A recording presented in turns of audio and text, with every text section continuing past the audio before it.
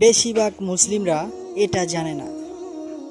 জান্নাতি পাথর অর্থাৎ হাজরে আসওয়ার কে লাগিয়েছেন? মূলত নবী রাসূল সাল্লাল্লাহু আলাইহি সাল্লামের জামানায় বাইতুল্লাহকে ভেঙে পুরনো নির্মাণ করার সিদ্ধান্ত নেওয়া হয়। যখন হাজরে আসওয়ার লাগানোর সময় হয়ে গেল, তখন সব আরব সর্দাররা নিজেদের মধ্যে তর্ক বিতর্ক শুরু করলো। যে যার মতন বলছে পাথর আমি লাগাবো আমি লাগাবো।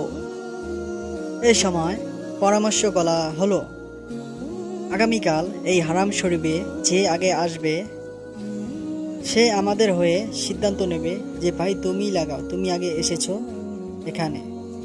হাউজে আসার পাথর পরের দিন সব আরব সর্দার জলদি জলদি হারাম শরীফে এসে দেখে আমাদের নবীজি মোহাম্মদ হযরত সাল্লাল্লাহু আলাইহি সাল্লাম আল্লাহর তরফ থেকে আগেই এখানে হাজির ছিলেন। সবাই রাজি হলেন তিনি সিদ্ধান্ত নেবেন।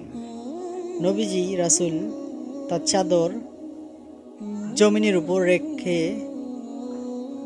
হাউজে আসর পাথরকে রাখা হলো চাদরের উপরে। নবীজি বলল, তোমরা একে একে সবাই ধরে কাবা শরীফের কাছে এই পাথর নিয়ে যাও।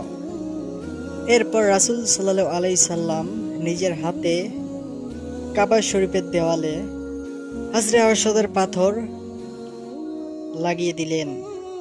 সুবহানাল্লাহ। আশা করি ইসলামিক ভিডিও ভালোবেসে থাকলে আলোরপাত চ্যানেলটি সাবস্ক্রাইব করবেন এবং আমাদের সঙ্গেই থাকবেন। ভিডিওটি কেমন লাগলো তা কমেন্টে জানাবেন। ভিডিওটি লাইক একটি শেয়ার করবেন অবশ্যই। আল্লাহ হাফেজ।